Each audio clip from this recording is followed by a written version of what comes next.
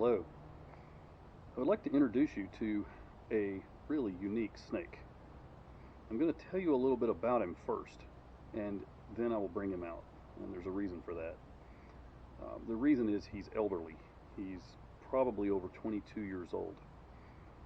The snake that I'm about to show you is an eastern kingsnake. They're called king snakes because, well, they're the king of the snakes, and they are a reptile predator specializing in eating other snakes.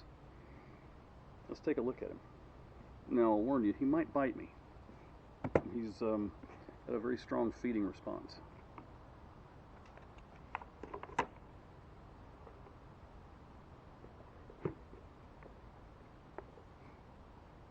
Here he is. Don't want him to smell my fingers because he might think they're food. He makes that mistake quite often. And this is King. King is an eastern king snake. He's a beautiful creature, isn't he? There are many different kinds of king snakes all around the world, and this is the eastern variety. Eastern kings are also known as chain king snakes because they have somewhat of a chain-like pattern. Very shiny, scales that are not keeled in any way, like rattlesnakes have keeled scales with a little ridge right down the middle of each scale. King snakes do not have a keel. And when he bites, it hurts a little bit, but it's not threatening, it's not dangerous. He just has such an incredible feeding response that he doesn't know the difference between food and not food. Anything that moves near his head, he's liable to bite.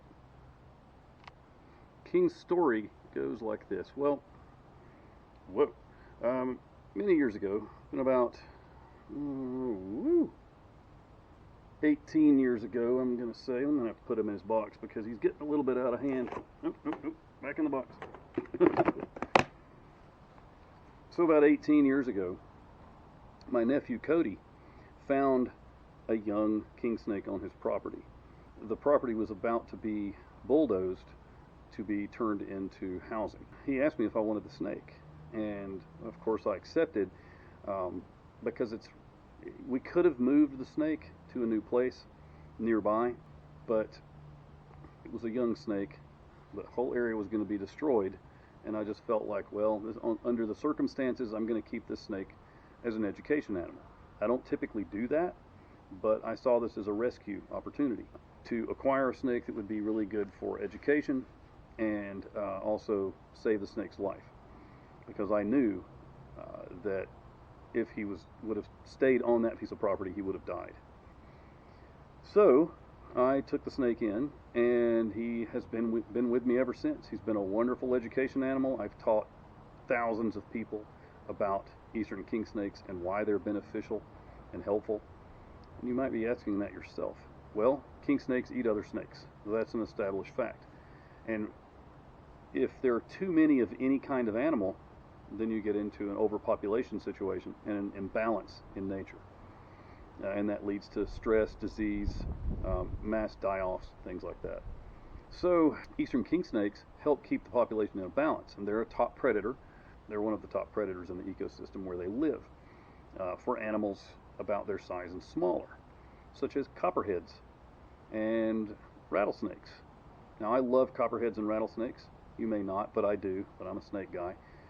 But I do understand that if there's too many of them, then you get into another imbalance situation. So that's where the king snake comes in. He helps keep all reptile populations in a balance. They're also immune to the bite of venomous snakes in their regions. So the eastern king snake can be bitten by any of the venomous snakes you would find in his area, in his habitat, and it won't hurt him. I mean, it physically can harm him by the puncture wounds, but the actual venom will not harm him. In fact, he'll just turn around and eat the snake that bit him. I have actually seen this king snake eat a copperhead almost as long as he was. In fact, check out the link. I don't know if it's here, or over there, check out the link, and you can actually watch King eating that copperhead about 9 years ago. It was pretty amazing. So, king snakes help keep nature healthy. It's that simple. And when nature is healthy, we're healthy.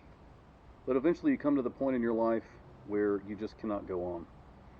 And it's usually due to old age or an accident or an infection or a virus or something like that.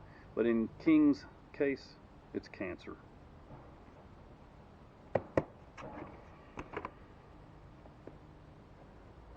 Take a look in his midsection. See the swelling? That massive lump? That's not a mouse or a snake.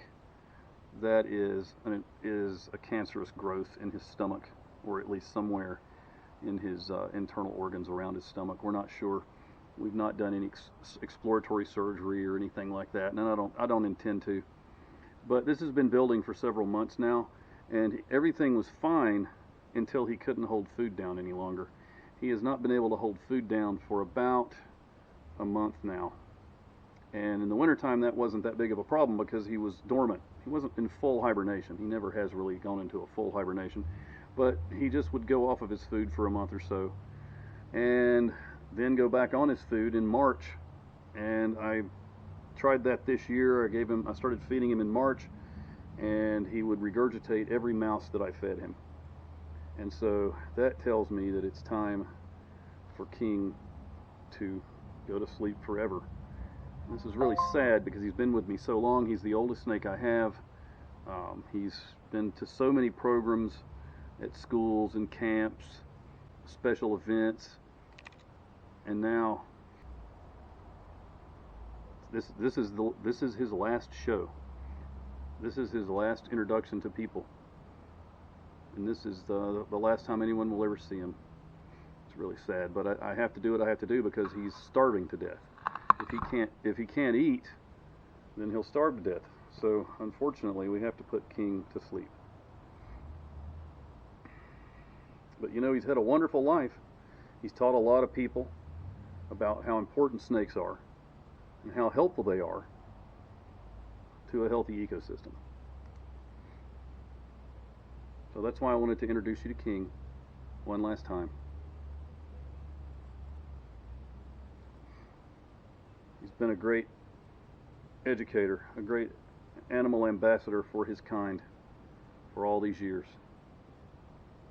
And he still looks shiny and beautiful, even though he's over 20 years old. That's a very elderly snake for you. At least a king snake is. It's a very elderly king snake. So I just wanted to show you King, and oh, let you say goodbye to him, just like I am now. Such a beautiful animal.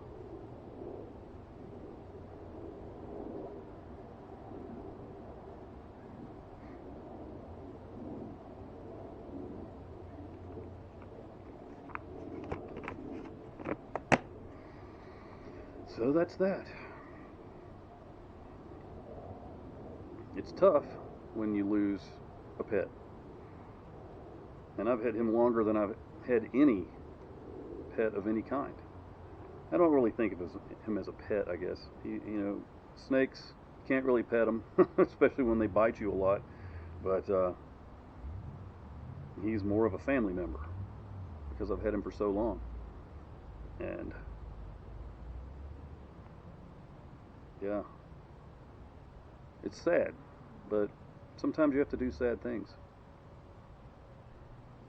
I'm sure some of you watching this have lost pets, know what it's like. He's not like a dog. He's not going to run up and lick your face and cuddle with you, but it's still sad nonetheless. So there you go. That's King. That's the situation. I wanted to make this last video to present King's story to you and hopefully inspire you to think next time you encounter a snake out in the wild when you're hiking or in your backyard. They all have a purpose, and a role to play in nature. So let them live. Please don't harm them. So even if you find a rattlesnake or a copperhead in your yard, you can let it live. You don't have to kill it. Um, Find somebody like me in your local community, keep their phone number, and then if that ever happens, you can call them, and they'll come running out to your location. They'll catch the animal and they'll take it away somewhere into the forest where it can live out its life as it should. If you have a large black snake, black rat snake, there's so many different names these snakes go by, or a garter snake, harmless, non-venomous animal living in your home, in your basement, in your attic, in your woodpile, in your forest, let it live. They eat so many rodents, and they keep you from having to call the exterminator. And that's a good thing. Save you money, and you don't have to spray all those dirty chemicals all around your house. Let snakes live. And that is the end of this story.